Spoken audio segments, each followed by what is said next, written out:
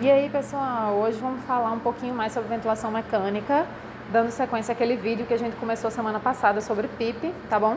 Aqui eu tenho um aparelho de anestesia, tá? Muitas vezes não, com certeza na clínica vocês vão ter um aparelho diferente desse, mas a ideia é a mesma, eu quero só que vocês tenham a noção dos conceitos, do funcionamento de uma forma geral, tá bom? Hoje a gente vai falar um pouquinho sobre ventilação controlada, que aí pode ser controlada a volume ou a pressão, tá? Vamos fazer primeiro uma controlada a volume. Então, só lembrando que a ventilação controlada é aquela em que o paciente não tem drive respiratório, tá? Então, o aparelho vai fazer todo o ciclo respiratório pelo paciente. Então, como eu vou ventilar controlada a volume, eu escolho o volume corrente que eu desejo oferecer, que aí no caso vai ser de 6 a 8 ml por quilo de peso, idealmente, tá? Então, se o paciente tem 70 quilos e eu quero oferecer 6 ml por quilo, né, que é de 6 a 8, 6 ml por quilo, 70 quilos, 420 ml. A demora foi porque eu esqueci de quais foram os valores, tá, gente? Não riam de mim, não. Então, 420 ml era o que eu queria oferecer, certo? E aí, o que é essa pressão aqui? Essa pressão aqui não importa muito, mas eu vou já explicar para vocês. Quando eu gero um volume, uma pressão positiva, né, que é a forma de ventilar, ventilação mecânica, e gerei um volume dentro daquele pulmão, eu estou gerando uma pressão também dentro do pulmão, tá? E essa pressão não depende da minha vontade, depende do quanto eu coloquei de volume aqui e depende da capacidade do pulmão de se distender quando eu gerar esse volume. Então, para gerar um volume de 420, o pulmão, ele abre muito ou abre pouco? Ele é mais elástico e se distende fácil com esses 420 ou ele é mais resistente? Então, se ele for mais resistente, a pressão gerada vai ser maior. Se ele for menos resistente, ou seja, mais complacente, a pressão gerada vai ser menor. Então, a pressão gerada aqui está sendo um pico de 64, né? Tem a pressão de platô também. O pico é aquela primeira pressão, pressão inicial. E aí, aquele volume se distribui pelo pulmão e essa pressão, que inicialmente era alta, ela faz um platô.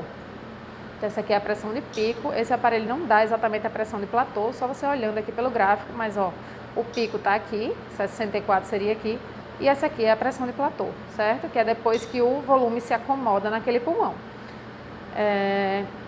Então é importante você saber qual a pressão que você está dando. Aqui, inclusive, isso é um alarme, e se passar no caso aqui é que eu já mexi, mas normalmente a gente deixa em 35, estourando 40. Se passar de 35 centímetros de água, a pressão que foi gerada pelo volume que eu coloquei, esse aparelho vai alarmar. Ele já está alarmando aqui, ó, porque eu coloquei pressão máxima de 35 e ele está dando um pico de 39, então o aparelho alarma. Mas isso aqui não é para você escolher a pressão, é só para ele alarmar, tá? Ó, pressão máxima, que ele tolera sem alarmar.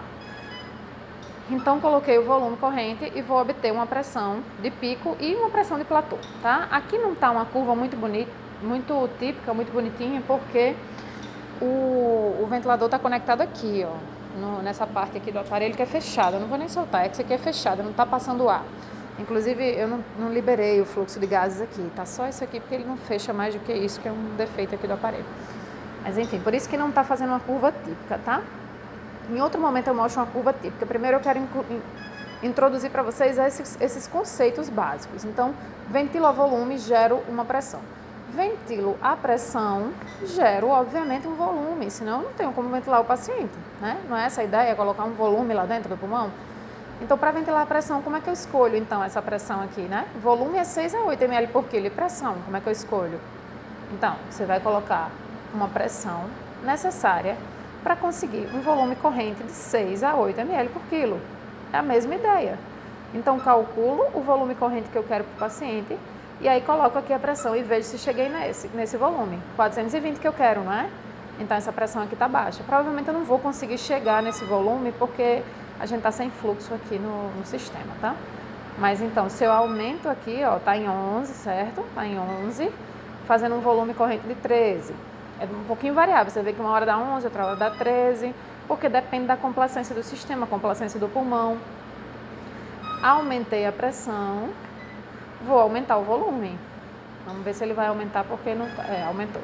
Porque aqui tá, como eu falei, tá longe das condições ideais. Mas enfim, então como é que eu escolho a pressão que eu vou ventilar o paciente? analiso qual volume que essa pressão vai gerar. Eu quero 420 ml de volume, então eu vou aumentando essa pressão inspiratória até chegar nos 420 que eu desejo, tá bom? A frequência respiratória você se baseia pelo capnógrafo, que aí eu vou fazer uma aula só sobre isso. A PIB você pode deixar uma PIB fisiológica de 5. Então aqui era só para introduzir essa ideia de controlar da volume, você perde o controle da pressão. Controlar da pressão, você perde o controle do volume, tá bom? Então era isso por hoje, gente. Aguardem, próxima semana sai novo vídeo. Até mais!